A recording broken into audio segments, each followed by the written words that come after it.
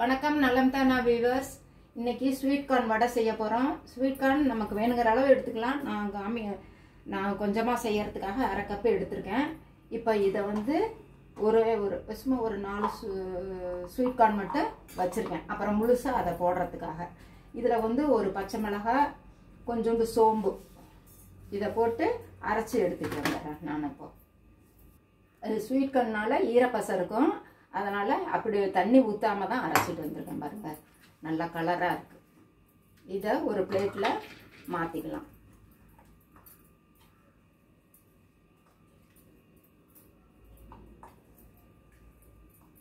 மாற்றியாச்சு. வந்து கொஞ்சோண்டு வெங்காயம், பெரிய வெங்காயத்தில் ஒரு அரை வெங்காயம் தான் போட்டிருக்கேன். கொஞ்சம் கொத்தமல்லி, பூண்டு, ஒரே ஒரு பல்லு பூண்டு, கொஞ்சோண்டு இஞ்சி, இதெல்லாம் துருவி ரெடியாக வச்சுருக்கேன். கருவேப்பிலையும் இதை 1-2 கிள்ளி இதில் போட்டுக்கலாம். இதில் கலக்கிறதுக்கு அரிசி மாவு நான் அரை கப்பு எடுத்திருக்கேன். அதனால் ஒரு சின்ன ஸ்பூன் அளவு அரிசி மாவு, கடலை மாவு அதே மாதிரி நம்ம நல்லா ஒரு கப்பு போட்டுக்கிட்டோம்னா நல்லா ஒரு டேபிள் ஸ்பூன் அளவு அரிசி மாவு, கடலை மாவுலாம் போட்டுக்கலாம். இது நல்லா ஒரு ஸ்பூன் அளவு கடலை மாவு, இவ்வளோதான். இதுக்கு தகுந்த உப்பு. ஸ்வீட் கார்ன் ரொம்ப உப்பு பிடிக்காது, ஆனால் மிளகாய் போட்டிருக்கிறோம், கொஞ்சமாக உப்பு, இவ்வளவுதான். இப்போ இந்த முழு ஸ்வீட் கார்னை கொஞ்சம் அங்கே ஒன்றுமா வாயில் கடிபடும், அதுக்காக அதை போட்டிருக்குது. இப்போ அடுப்பை பற்ற வச்சு வடச்சி வச்சு எண்ணெய் ஊற்றியாச்சு. இது காயறதுக்குள்ள இதை பிசைஞ்சு வடை மாதிரி தட்டிக்க வேண்டியது. நல்லா பிசைஞ்சாச்சு. கொஞ்சம் கொலகொலப்பு தன்மையோடு இருந்துச்சுன்னா கூட அரிசி மாவோ கடலை மாவோ திரும்பவும் கொஞ்சம் கொஞ்சம் ஒரு அரை ஸ்பூன் சேர்த்துக்கலாம்.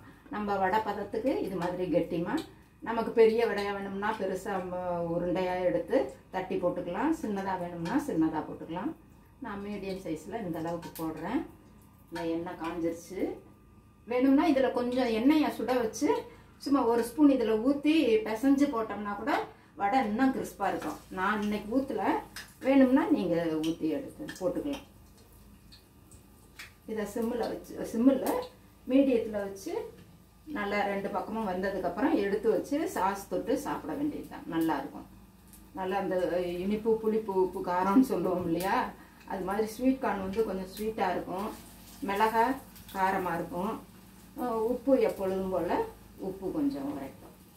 அதனால் இது சாப்பிட்றதுக்கு டேஸ்ட்டாக இருக்கும். இது ஈவினிங் ஸ்நாக்கா? ஈவினிங் ஸ்நாக்ஸ்க்கு செஞ்சு கொடுத்தோம்னா நல்லா இருக்கும். பசங்களை ஸ்கூலுக்கு வந்தால் சீக்கிரம் அரை போட்டுரும். இந்த கார்ன், ஸ்வீட் கார்ன் வந்து ஈஸியாக அரை போட்டுரும். ஸ்வீட் கார்னில் கட்லெட் செய்கிற மாதிரி இது வடை. ஆமாம், அது கட்லெட்டுக்கு கொஞ்சம் உருளைக்கிழங்கு வேணுமா கலந்து நம்ம செய்வோம். அது ஒரு பிரெட் க்ரம்ஸ் எல்லாம் சேர்த்து அது செய்வோம். இதில் அதுக்கு பதிலாக கொஞ்சம் கடலை மாவும் அரிசி மாவும் கலந்து பைண்டிங்காக தான் வேறு.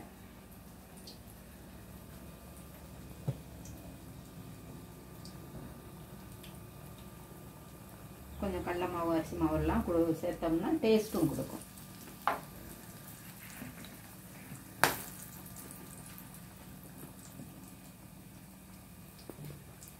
சூப்பராக இருக்குது, பார்க்கறதுக்கு கலர்ஃபுல்லாக இருக்குது. இதை வெந்ததுக்கப்புறம் கொஞ்சம் வெந்ததுக்கப்புறம் திருப்பி போட்டு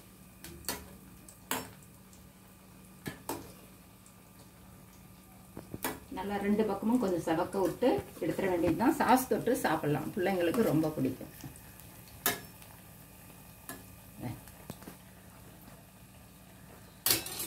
நீங்களும் செஞ்சு பாருங்கள். இது மாதிரி ஸ்வீட் கார்ன் கிடைக்கிற சமயத்தில் ஒரு சேஞ்சுக்கு இதில் வடை செஞ்சோம்னா ரொம்ப நல்லாயிருக்கும். நீங்களும் செஞ்சு பாருங்கள். நலம்தானா சேனலுக்கு சப்ஸ்கிரைப் பண்ணுங்கள், பெல் பட்டனை ப்ரெஸ் பண்ணுங்கள்.